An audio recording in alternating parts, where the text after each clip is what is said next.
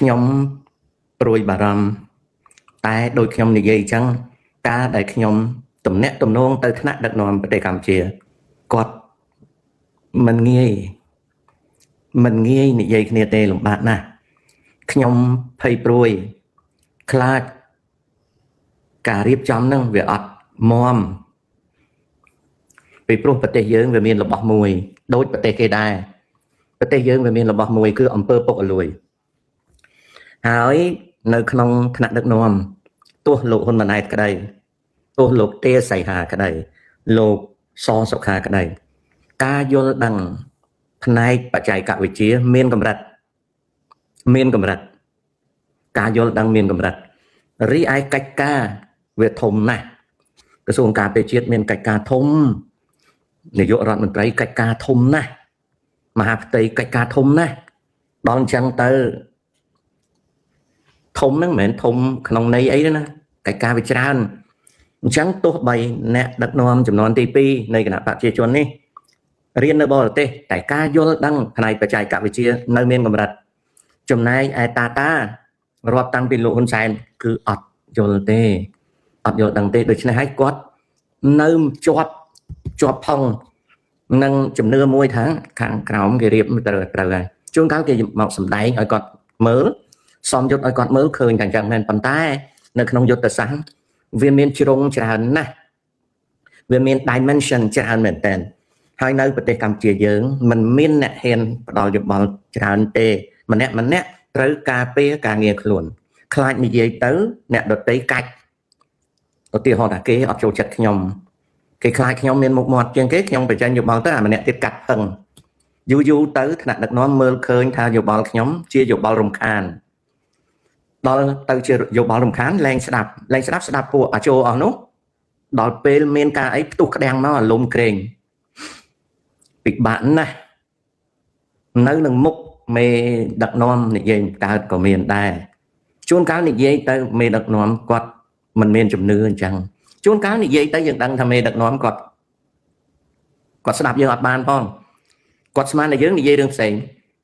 ដោយសារភាសាណោះដល់អញ្ចឹងទៅគាត់ថាមិនចាំបាច់ទេចេះមានហើយដែលពិបាកជាងគេហ្នឹងគឺចេះទេប្រពៃណីរបស់ប្រទេសអាស៊ីលើកលែងតែជប៉ុនលើកលែងតែសិង្ហបុរីលើកលែងតែសូម្បីតែកូរ៉េខាងត្បូងក៏នៅយ៉ាប់អាស៊ីយើងវានៅយ៉ាប់រឿងមួយយ៉ាប់ត្រង់ថា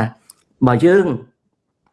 ផ្ដល់នៅតួនាទីទីប្រឹក្សានឹងទី1ត្រូវតែមានចំណេះដឹងទីប្រឹក្សានឹងត្រូវតែខំប្រឹងបញ្ចេញយោបល់ដ៏អស្ចារ្យដ៏ខ្លាំងដ៏ច្បាស់ដ៏ត្រង់ហើយមេដឹកនាំមិនត្រូវធុញនឹងអាយោបល់នឹងទេតែត្រូវចេះប្រតិភូអាមតិយោបល់នឹងឲ្យនេះពីព្រោះអ្នកដែលផ្ដល់យោបល់ឲ្យគឺជួយមេដឹកនាំឲ្យខ្លាំងឲ្យប្រកែឲ្យប្រសិទ្ធភាពឲ្យមាំតែនៅក្នុងប្រពៃណីអាស៊ីយើងគ្មានទីប្រឹក្សាណាគ្មានអ្នកឲ្យយោបល់ណាហ៊ានលុកដល់ប៉ុណ្ណឹងទេតែហ៊ានដល់ប៉ុណ្ណឹងគ្នាងាប់អត់ដែរគ្នាធ្លាក់ពីតំណែងគ្នាត្រូវគេបាត់មាត់គ្នាក៏ចាប់អញ្ចឹងមិនងាយទេខ្ញុំប្រាប់ទៅដែលបារម្ភជាងគេបំផុតនឹងគឺវាស្ដើងវាមិនមាំ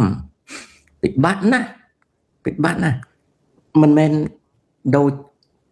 អ្នកដែលជេរអ្នកដែលប្រើពាក្យថាពួក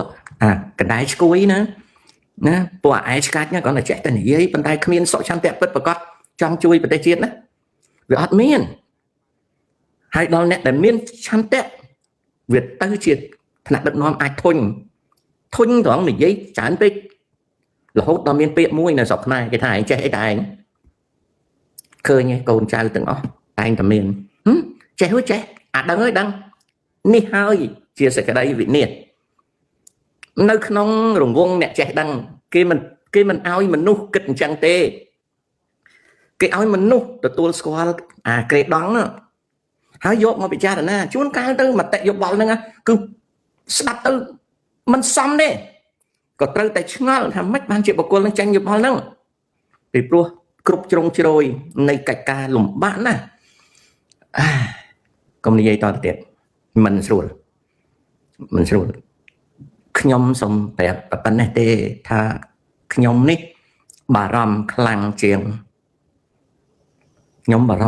មេដឹកនាំទៅទៀត ទី1ខ្ញុំគ្រប់គ្រងថ្នាក់ដឹកនាំទី2ខ្ញុំចង់ឲ្យថ្នាក់ដឹកនាំបានជោគជ័យទី3ខ្ញុំចង់ឲ្យប្រទេសជាតិខ្ញុំមាំមួនទី4ខ្ញុំចង់ឲ្យជោគជ័យនៅក្នុងកិច្ចការអាសន្នឲ្យអត់មានត្រូវការអីទេប៉ុន្តែមិនងាយទេពិបាកណាស់ពីព្រោះសង្គមយើងវាសម្បូរទៅដោយមនុស្សដែលគ្រាន់តែឃើញអ្នកណាមួយរៀងមានសម្ដីពាក្យឆ្នាំបន្តិចអត់មានគិតអីគឺបំផ្លាញអ្នកនឹងចោលហ្មង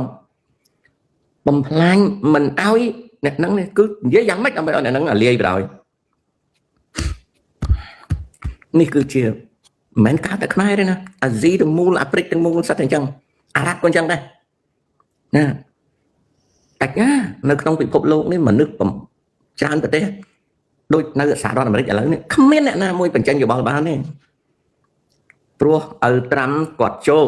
គាត់អត់ស្ដាប់ទេគាត់យកមនុស្សម្នាក់ដែលអត់ចេះទៅថាឲ្យកាន់ខាងសង្គ្រាមខ្ញុំប្រាប់ទៅនៅពេលប្រទេសជាតិធ្លាក់ដល់ប៉ុណ្ណឹងហាន់ហោចអស់បន្តិចទេសប្តាហ៍ថ្ងៃនៅក្នុងមន្ទីរបញ្ចកោណគ្មានឧត្តមសេនីយ៍ឯកទេសណាចេញយោបល់បានទេពីព្រោះមនុស្សនេះពាក់សាក់3សាក់4អត់ចេះអីសោះតែចេះលុញពងតាណាដល់ចេះលុញពងតាប្រើថ្ងៃក្រោយតាដកកវត្តចោលប៉ុនវាខ្ទេចខាតអស់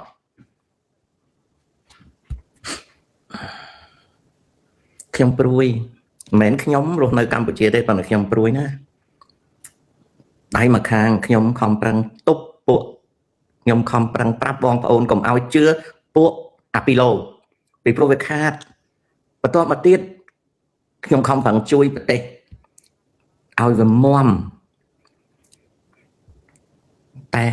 បាក់ណាពិបាកមែនតើមិនងាយនឹងពាក្យសម្ដីមួយម៉ាត់ធ្លាក់ទៅលើតិចថ្នាក់ដឹកនាំទទួលបាននេះមិនងាយទេថ្នាក់ដឹកនាំមិនថាអីទេណាយើងចង់ផ្ដល់មតិចេះតែបានហើយមួយថ្ងៃ3 4ដងក៏គាត់មើលដែរប៉ុន្តែយើងកុំចង់ឲ្យគាត់ទទួលមិនងាយទេពីព្រោះគាត់មានទីប្រឹក្សារាប់ពាន់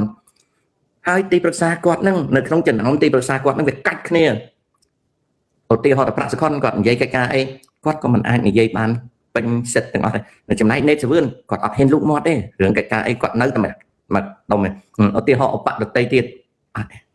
ឧបដតីទៀតគឺថាភាសាអង់គ្លេសដែលប្រែជាភាសាខ្មែរណាឧបនីមួយត្រូវការពារកកូតរបស់ខ្លួនបើមិនចឹងទេរបូតពីកៅអីឥឡូវឧបសុនចន្ទថលគាត់ត្រូវការពារតំណែងគាត់ព្រោះជាកន្លែងខ្លាំងឧបការិតគាត់អត់ធ្វើអីបានទេគាត់ត្រូវនៅអង្គុយចាំឧបជួនរងអត់មានមាត់ទេចាយតាមថវិកាឧបទេសីហាមិនអាច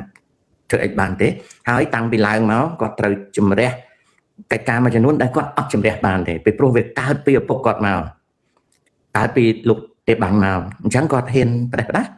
ចាស់នៅក្នុងជួរតបហ្នឹងឡើងទៅឪពុកថាបងធ្វើចឹងអត់បានទេបើធ្វើចឹងអត់សុបាយចិត្តអញ្ចឹងដើម្បីឲ្យសុបាយចិត្តត្រូវបដ ாய் ចំណែកសសុខាឧបសសុខាតាដាក់វិធានការណារៀងមើលម៉ាត់បន្តិចវាកងគ្នាអញ្ចឹងយើងមានឧប10សំបីតែឧបហ៊ុនម៉ាណីក៏អត់អាចមានយោបល់អីបានលើកពីនឹងដែរអញ្ចឹងហើយបានជាយើងមានមនុស្សច្រើនតែយើងមិនងាយធ្វើការទេចុះអាមនុស្សនៅក្រៅដូចខ្ញុំណាមិនបើនៅក្នុងភ្នែកដឹកនាំវាមិនបានមួយមីក្តរគាត់ចែកនឹង1លានបងទៅធ្វើអីកើតប៉ុន្តែនិយាយអំពីមនុស្សសញ្ចេតនានិយាយអំពីចិត្តដែលចង់ជួយប្រទេសជាតិដែលខ្ញុំនិយាយថាអញជួយខ្លួនឯងវាចង់ណាស់ហើយមិនមែនចង់ទៅអង្គុយធ្វើអាចម្ដុំទេមិនមែនចង់ទៅពាក់ម្ដងការទៅអាម៉ាក់ហឺនឬក៏ជិះអូបអេលីកូបទ័រទេមិនមែនទេពួកខ្ញុំវាមិនមែនល្ងងទៅអាម៉ាក់ហឺនត្រូវការរបស់អស់ហ្នឹងអញ្ចឹងខ្ញុំអត់មានត្រូវការអីចង់ថាឲ្យតែប្រទេសជាតិហ្នឹងរឿងប៉ុន្តែនៅស្រុកខ្មែរគេមានពាក្យមួយម៉ាត់គេថាកុំចេះពេកណែចេះអីតែនេះអានេះភ្លើទេរឿងបច្ចុប្បន្ននេះខ្លាចតែវាធ្លាក់ទៅក្នុងភាពស្ដើងយើងទប់អត់ជាប់ណា ពីព្រោះក្នុងមួយថ្ងៃណានៅក្នុងមួយថ្ងៃកុំឲ្យមើលងាយអាមនុស្សឆ្លៀនពៀនយើងឧទាហរណ៍បងប្អូនចេញ show បងប្អូនជេរវាអត់មានចំណេញអីទេតែបងប្អូនគិតមិនឃើញទៅតែជេរទៅអត់ចំណេញកុំមើលស្រាលអំពើឆ្លៀនពៀន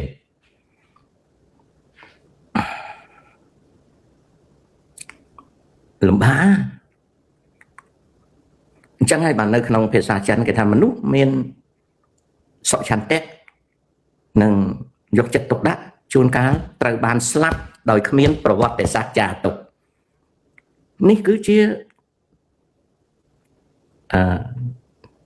កម្ដៅនៃវប្បធម៌របស់ជនអាស៊ីយើងអូខេឥឡូវឆ្លើយតទៅទៀតណាឆ្លើយយូរពេកមិនបានទេឆាយវិឆ័យ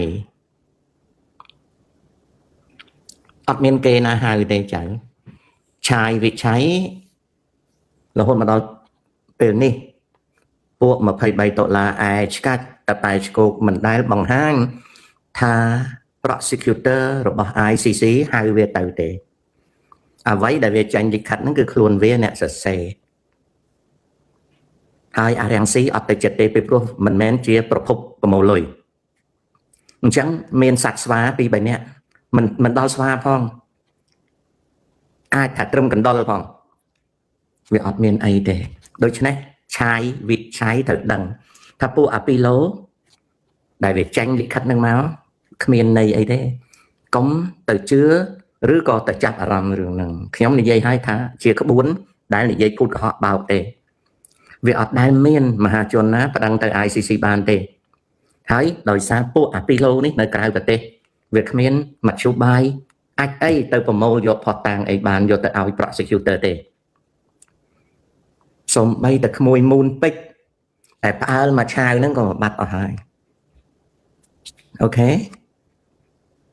បើសិនជាចៅឆ្លាតចៅអត់ជឿលើសម្រាមទេចៅចេះកែច្នៃសម្រាមអាហ្នឹងបានណាអាហ្នឹងអញ្ចឹងប៉ែនថុលហេតុអ្វីមនុស្សសម័យនេះភាគច្រើនមិនឲ្យតម្លៃមនុស្សដែលត្រឹមត្រូវអញ្ចឹងមនុស្សសម័យណាក៏ដោយសម័យសាមកុកក្នុងរឿងប្រឡោមលោកចិនក៏ដោយសម័យទុំទាវក៏ដោយសម័យមហានគរសម័យណាក៏ដោយប៉ែនថុល